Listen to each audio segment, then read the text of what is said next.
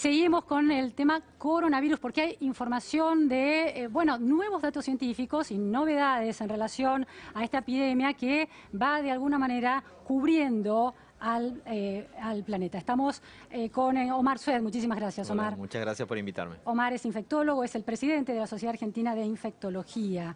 Bueno, llegó la hora en esta pandemia en Argentina de sobrereaccionar, de exagerar las medidas para quedarse durante más tiempo en la etapa de contención.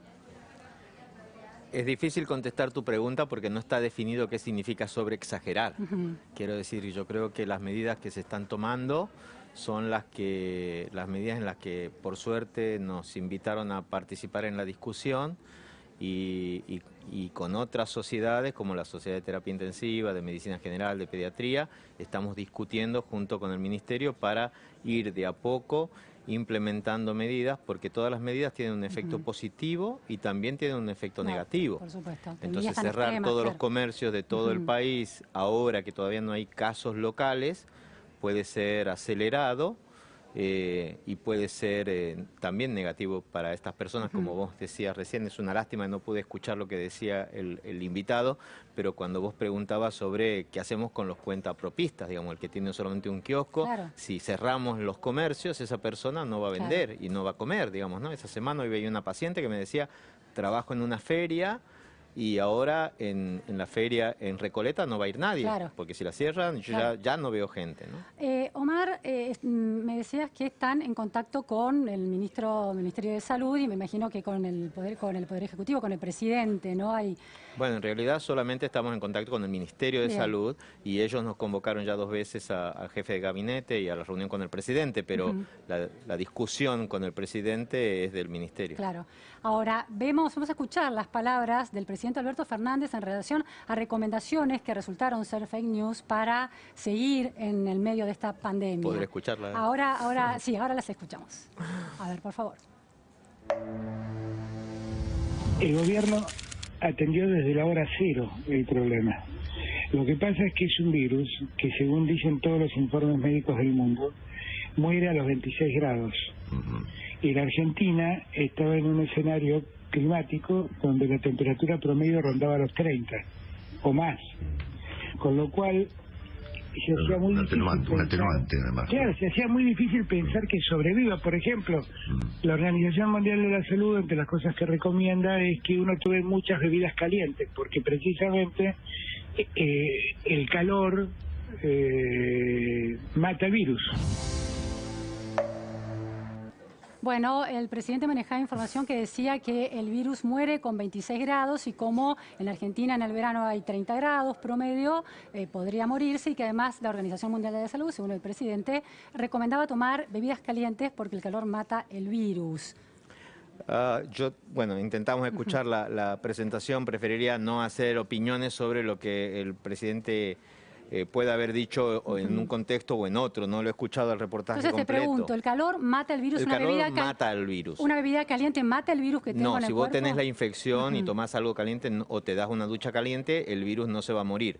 Pero el calor mata el virus. Claramente, digamos, el virus bajo... Pero la Organización Mundial de la Salud ha dicho que no está demostrada la estacionalidad, es decir, la vinculación del virus con las distintas temperaturas. No, eso no es lo que ha dicho la Organización Mundial de la Salud. La dificultad de que en este momento, en el hemisferio norte, que está en invierno, haya muchísima transmisión está establecida.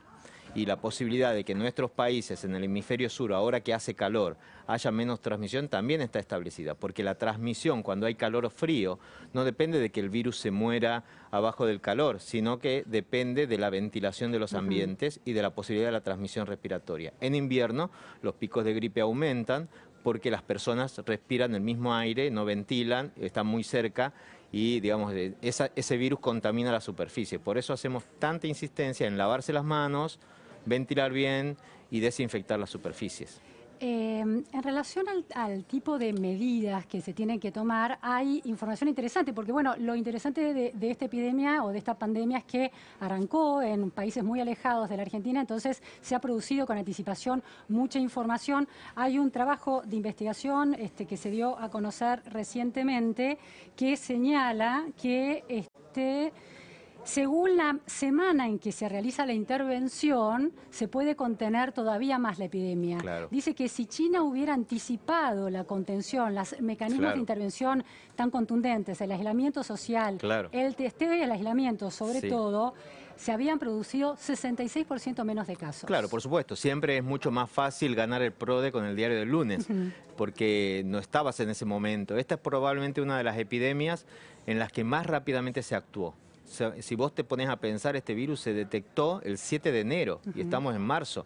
Tenemos secuencia, tenemos posibilidades de mutaciones, tenemos filogenia, tenemos producción de vacuna, producción de diagnóstico, y ahora estamos hablando de diferentes tratamientos. O sea, la evolución que hubo en el mundo con más de 150 artículos diarios, digamos mensuales, que se producen, que no tengo tiempo de leer, digamos, ni siquiera los títulos, es increíble, ¿no? Y la colaboración internacional ha sido realmente fundamental en este sentido. Ahora, es cierto que... Hubiera sido muchísimo más grave si se hubiera demorado más, claramente. Si no hubieran metido las medidas de contención que hacía 50 años que no se ponían, esto podría haber sido mucho más desastroso todavía. Si se hubieran demorado 3 semanas antes, si se hubieran demorado 3 semanas, los casos se habrían multiplicado. Sin intervención, con una demora como la que planteamos de una semana, habría habido 67% más de casos. Claro. Con intervención, una semana antes, habrían bajado en un 66%. Ahora, es cierto, China no tenía esta información, pero el diario del lunes lo tiene Argentina, porque sabe lo También que lo tiene sucedió. Italia, España y Francia, claramente. No, pero es nosotros siempre más el todavía. balance entre el primero, primum non nocere es la medicina. Bueno, pero ¿sí? Argentina no es eso. Argentina tiene el diario del lunes, conoce toda esta información. No, tiene el Por diario eso- del lunes de China, no tenemos el diario nuestro. Bueno, Nosotros pero- no sabemos cuándo va a empezar el primer caso de diseminación local.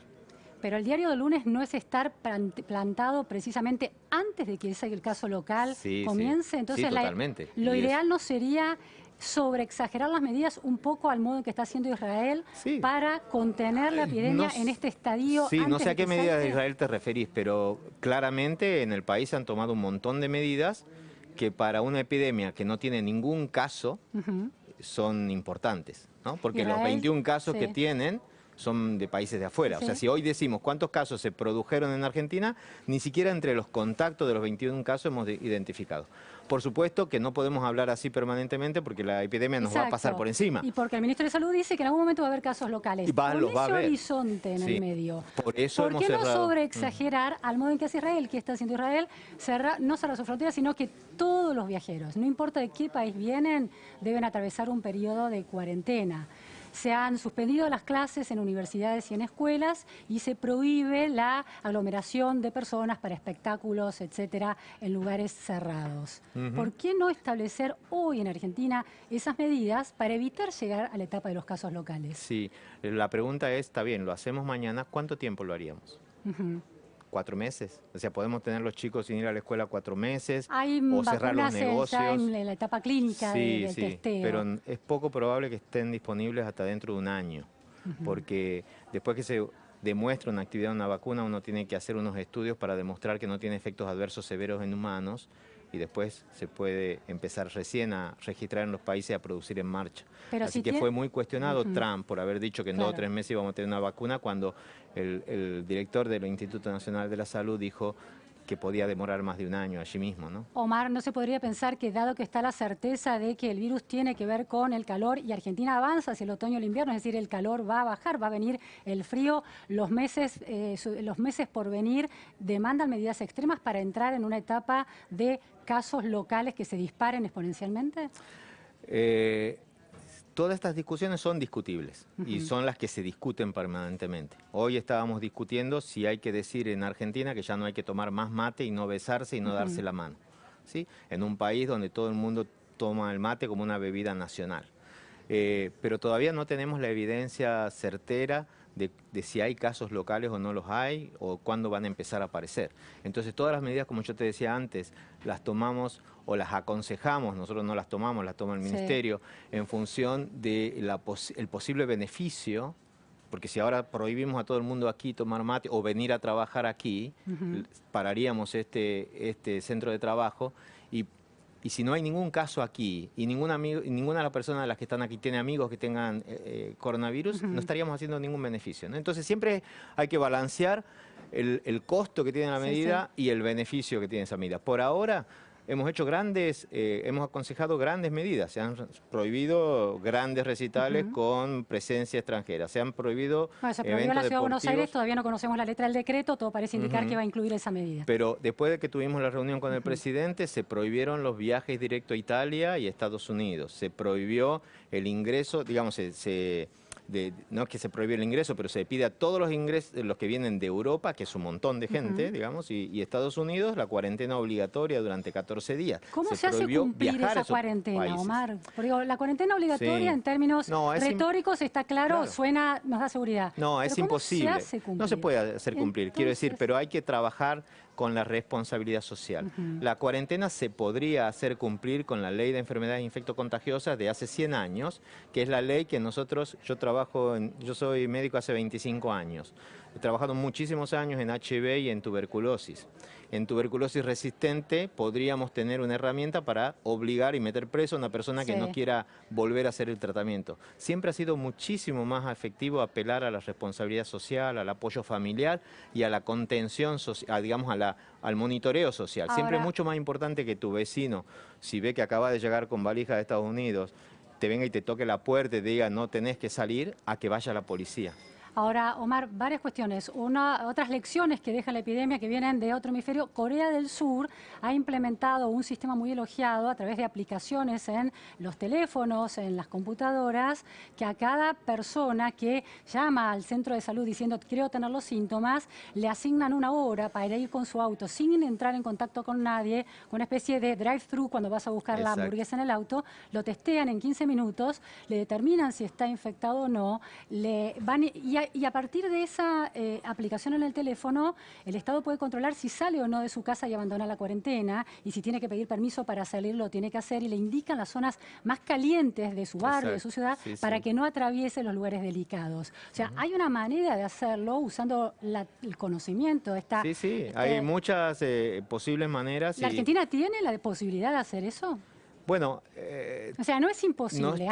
No estamos en una situación económica fácil, ¿no? Es una lástima que esta epidemia cae justo en un momento del país que estamos con muy pocos fondos, muy pocos recursos, a pesar de que han aumentado el presupuesto en salud. Ahora muchas partes del aumento se destinará ahora a la lucha. El presidente anunció 1.700 millones de pesos a coronavirus, pero eso significa que es plata que sale de otros lugares también. Entonces hay que ser muy juicioso a la hora de invertir. Me parece que son herramientas que se comentaron en la reunión. Se habló de hacer un mapeo digital donde cada uno pueda informar y donde, digamos, porque una de las demandas que hizo el presidente es que quería cómo asegurar la transparencia total, porque había mucho run en otros países también, de que hay más casos, que están escondiendo los casos. Entonces decía, bueno, demos la transparencia total, ¿cómo se puede hacer? Entonces decían, bueno, podemos establecer una herramienta y un mapeo que sea interactivo permanente, ¿no? Hay un sistema, nosotros los médicos tenemos acceso a un sistema de vigilancia epidemiológica donde uno tiene sus pacientes, los carga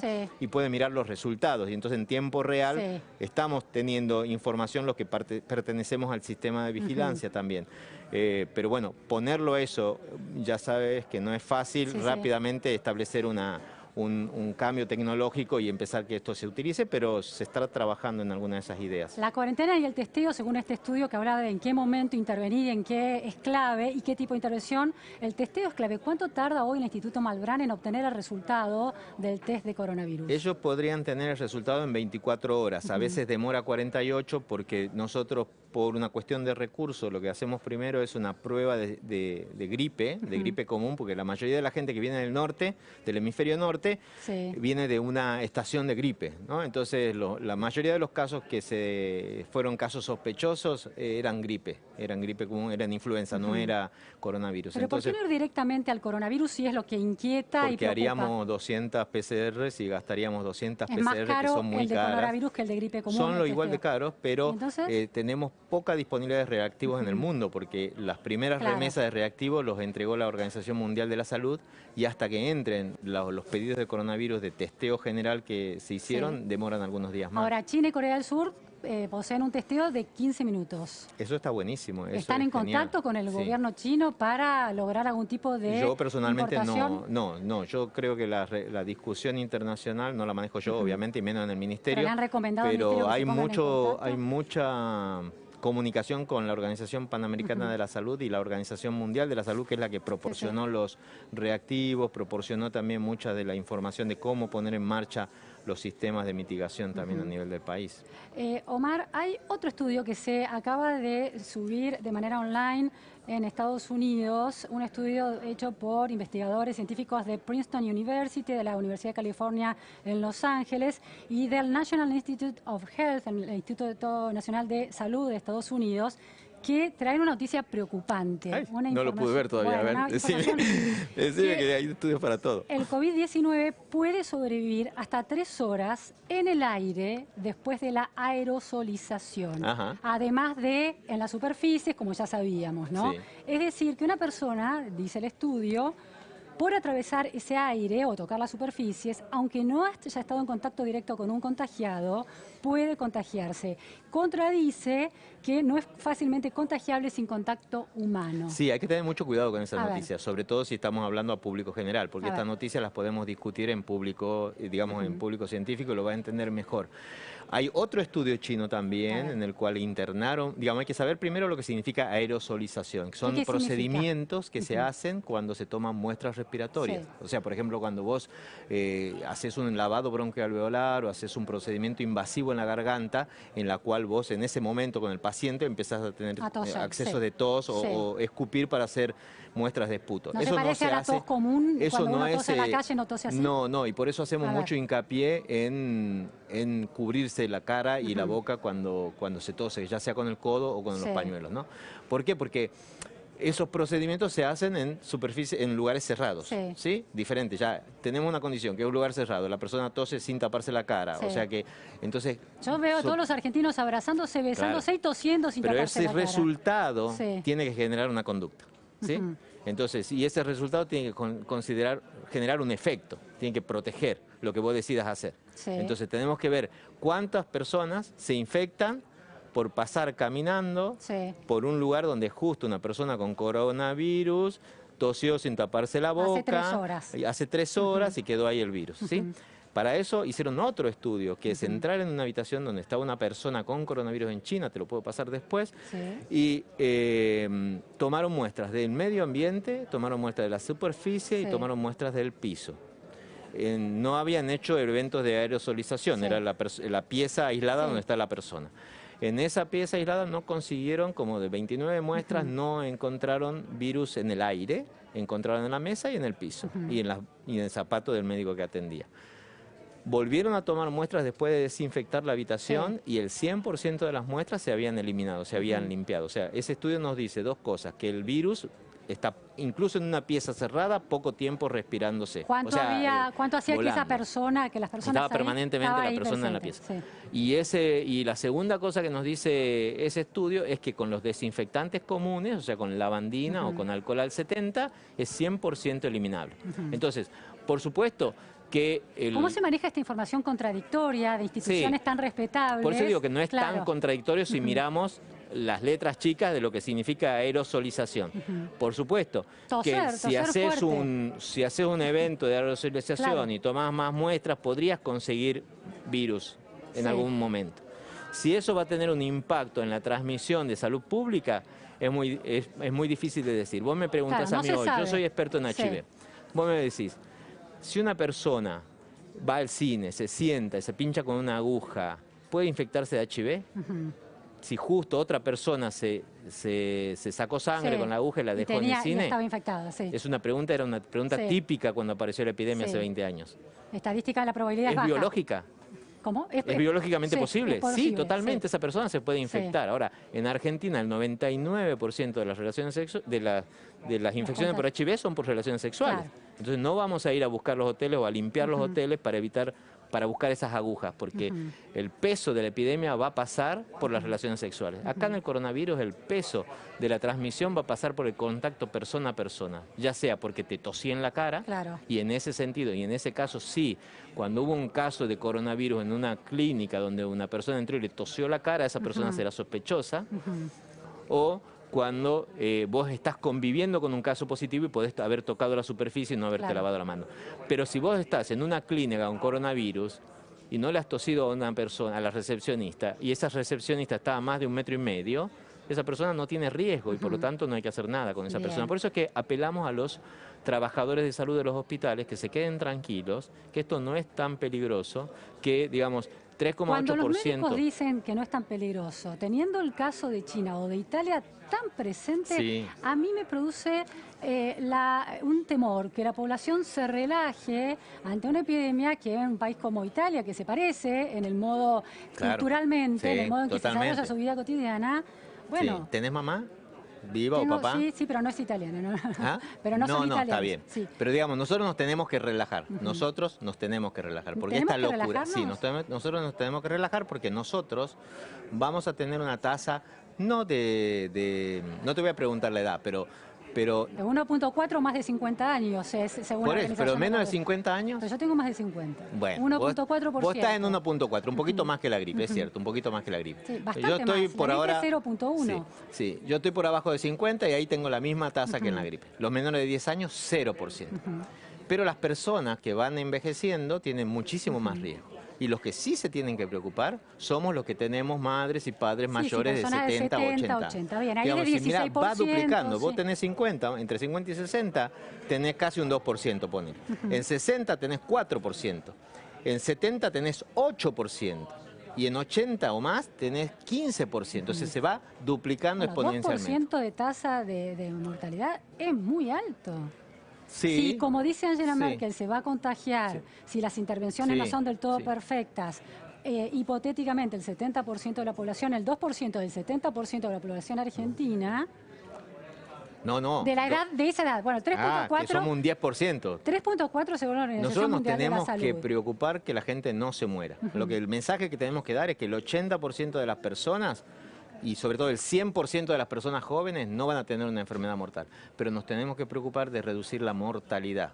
La mortalidad, ¿cómo se reduce la mortalidad? Enfocándonos muy bien en prevenir la infección o prevenir esta infección en los grupos mayores de 65 años, que son exponencialmente lo que se vio que empieza cada vez más. ¿Sí?